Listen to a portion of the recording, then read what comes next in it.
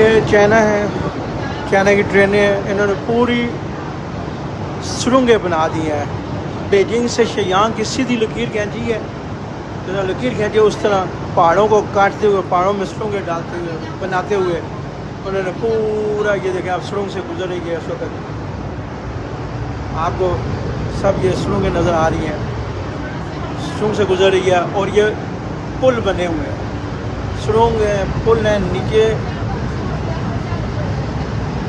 Xiang से ले के बीजिंग तक डायरेक्ट पुल है। और शियांग भी नहीं है, हार्बिन से आ रही है ट्रेन।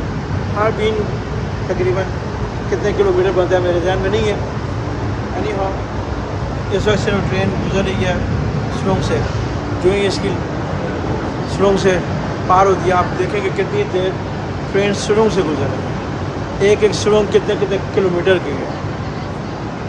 और अभी हम सुरंग से गुजर रहे हैं। अभी आपको दिखाएंगे कि कितनी देर तक ये सुरंग से गुजर रही है। और इसकी स्पीड 340, 41, 42 की स्पीड जा रही है। और आप अंदाज़ा लगा लें कि 1 घंटे में कितने